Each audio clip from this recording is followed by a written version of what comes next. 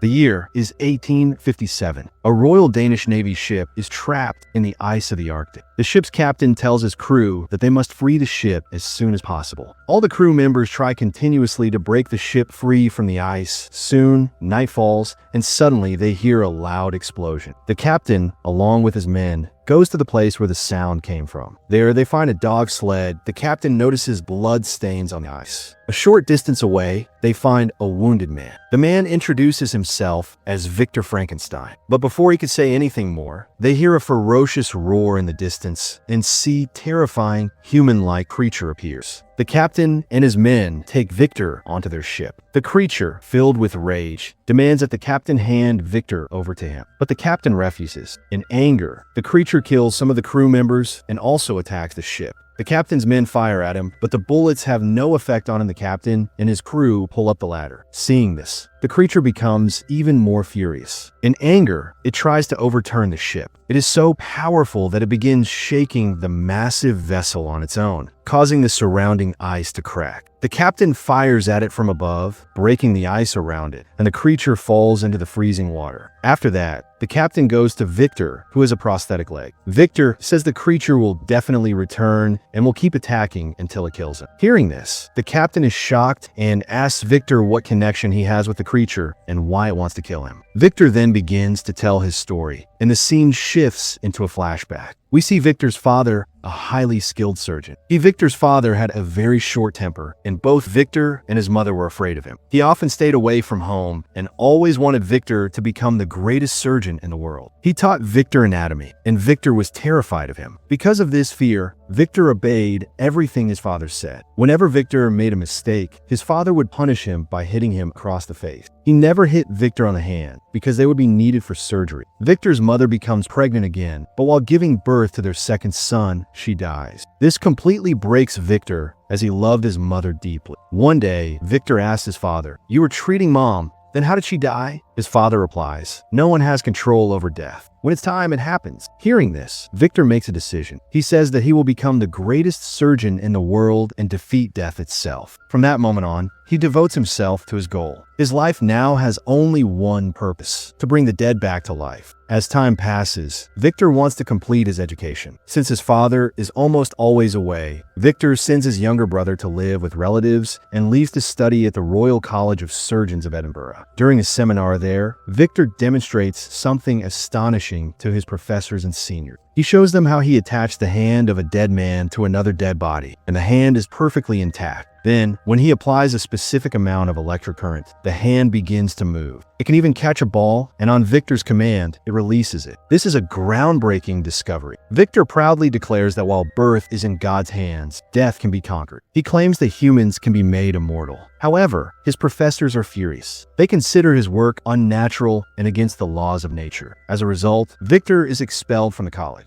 Victor is devastated. No one appreciates his discovery. Soon after, a man approaches him and says, "I am Elizabeth's uncle. She is soon going to be engaged to your younger brother. The engagement is in 3 days." Victor then visits his house, where Elizabeth's uncle tells him, "I saw your demonstration at the college with your professor. I'm very impressed with you, but your experiment is still in its early stages. Right now, you need to continue your research." He then offers to fund Victor's work. Hearing this fills Victor with excitement and hope. Here, Victor also meets Elizabeth. She has a deep interest in insects and is highly intelligent. Victor is very impressed by her, and whenever he gets the chance, he tries to talk to her. He wants to win her over, even going as far as following her around. But Elizabeth doesn't like him because she finds him arrogant. Her uncle also notices that Victor is attracted to her. He gets angry and tells Victor that he isn't focusing on his work. He gives him an ultimatum of 7 days. If Victor doesn't complete his project within that time, the project will be shut down permanently. With this pressure, Victor throws himself back into his work. Elizabeth still visits him occasionally. Even though she doesn't like him much, she knows he is brilliant and she's curious about his project. She gives him a butterfly and explains that everything in nature follows a symmetrical pattern. Later, while sitting in a bathtub and thinking, Victor wonders how to place pins into a dead body so that electric current can flow properly. Then he remembers what Elizabeth said about symmetry in nature. When he arranges the pins in a symmetrical way, he finally starts seeing some success. Elizabeth's uncle has arranged many dead bodies.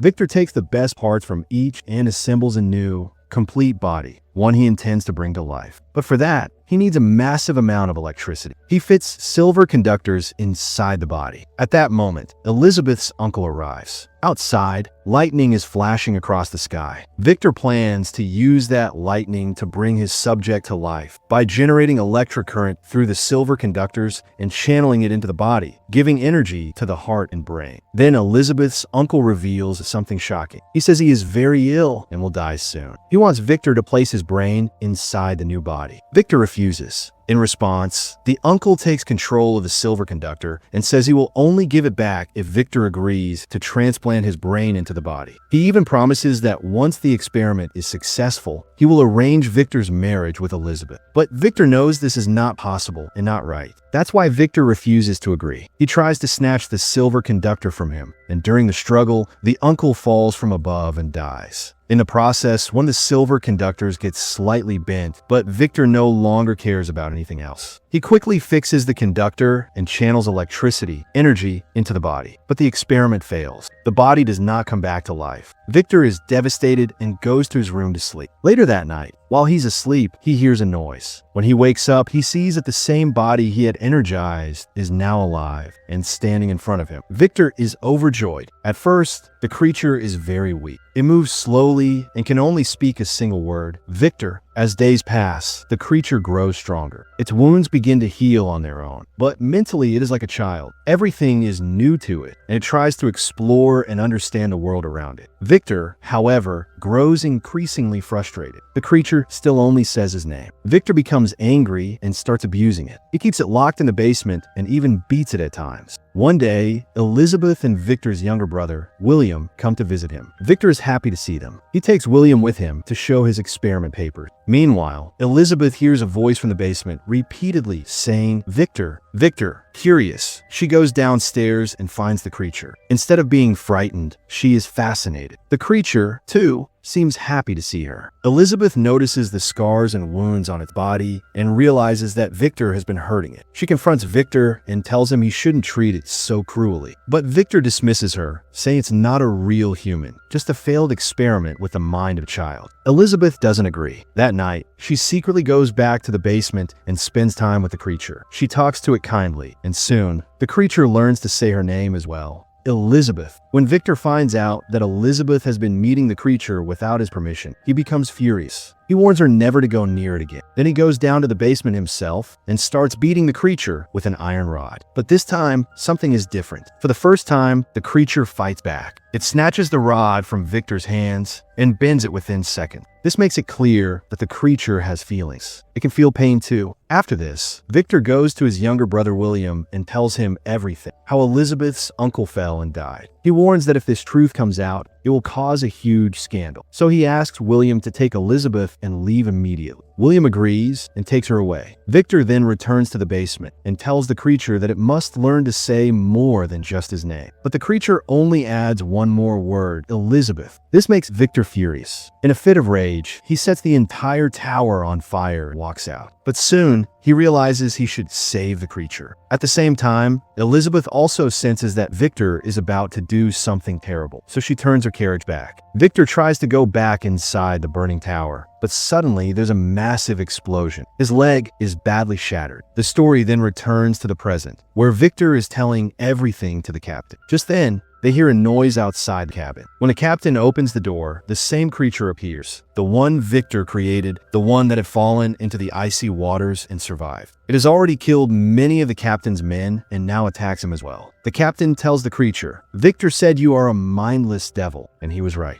The creature replies, "You've only heard Victor's side. Now listen to mine." The story shifts into another flashback. We see the burning tower again. The creature is chained in the basement, surrounded by fire. To save itself, it gathers all its strength, breaks the chains, and escapes through a water passage. It falls into the water, but even that doesn't kill it. The next day, It reaches a forest filled with skeletons. There, it finds some clothes and wears them. Hungry, it eats berries. It even comes across a deer and gently feeds it berries. But suddenly, hunters appear and shoot the deer. They also fire at the creature, injuring it. The creature runs for its life and hides inside a mill structure nearby. The next morning, it sees that the same hunters, the ones who shot at it, are returning. It turns out that this place is their home. The creature stays hidden so they don't notice it. There are other people living in that house. There's an old man who is blind, and he teaches a young girl the alphabet. From inside the mill, the creature listens to everything the old man says and slowly begins to learn as well. Over time, the creature grows fond of the family. It wants to help them, so at night, it secretly cuts firewood and leaves it outside for them. It even builds shelters for their livestock, sheep and goats. The family starts believing that some spirit of the forest is helping them. Every night, they leave clothes out for this spirit, and the creature wears them. Months pass like this. The creature continues to hide in the mill. One day, wolves come out of the forest to attack the family's livestock. The family fights back, firing at them. Watching this, the creature begins to understand a harsh truth about the world. To survive, the strong often have to kill. As winter approaches, the family decides to go into the mountains to hunt and gather food. They cannot take the blind old man with them, so they leave him behind at home. This is when the creature finally reveals itself to him. Soon, a bond forms between them. The old man teaches the creature how to read and write and treats it with kindness. At night, he even gently pats its head, which brings the creature comfort and happiness. One day, the old man asks, "Where do you come from? Who are you?" But the creature remembers nothing about its past, except one name, Victor. The old man tells him that he should learn about himself. So the creature returns to the burnt tower. There, it finds books, Victor's experiment notes. By reading them, the creature discovers the truth. It was created from the body parts of many different people. It also finds a letter with an address. The creature then returns, only to find that wolves have attacked the house. It fights them off and kills them, but it's too late. The old man has already been killed. Before the creature can leave, the family returns. Seeing the scene, they assume the creature is responsible for the old man's death. They start shooting at it. Enraged, the creature kills one of them and tries to escape, but is hit by multiple bullets and collapses, seemingly dead. The family leaves. However, after some time, the creature's wounds heal on their own. It comes back to life once again. Now determined, it sets out to find Victor using the address, but soon realizes that the address actually belongs to William, not Victor. On the day of the wedding, Victor is also present. By now, he has a prosthetic leg. The explosion in the tower had destroyed his real one. Victor goes to Elizabeth to congratulate her, but she slaps him. She tells him that what he did to the creature was completely wrong. Angry, Victor storms into his room, only to find the creature already waiting for him. From its body language, Victor realizes it is no longer the same as before. The creature speaks. It says they should forget the past and asks Victor to create a companion for it, a woman like itself, so it won't have to live alone. Victor refuses outright. He calls it a monster and says he won't create another one. He calls it a failed experiment. This enrages the creature and it attacks Victor. Hearing the noise, Elizabeth rushes in. When she sees the creature, she's actually happy, but that only makes Victor angrier. He fires a gun at it. Elizabeth steps in front to protect the creature, and the bullet hits her instead. She's critically wounded. Hearing the gunshot, William and others arrive. William assumes the creature attacked Elizabeth and moves toward it. The creature strikes back, leaving William badly injured. Victor keeps shouting that the creature is responsible, but no one dares to face it. It's too powerful. The creature then carries Elizabeth away to its own place. She is taking her last breaths, but she is at peace because she is with the creature. The truth is, she always liked it and it cared for her too. Soon, Elizabeth dies. Back at the house, William is also dying. Before his death, he tells Victor, "You're a terrible person. I was always afraid of you. That's why I used to call you a monster." Then he dies, enraged by his brother's death. Victor sets out with a gun to kill the creature, but the creature overpowers him easily. Instead of killing him, it chooses to make him suffer, to teach him what pain and helplessness feel like. From that point on, Victor has only one goal: to kill the creature. They continue chasing and confronting each other again and again. In their final encounter, Victor tries to blow the creature up with dynamite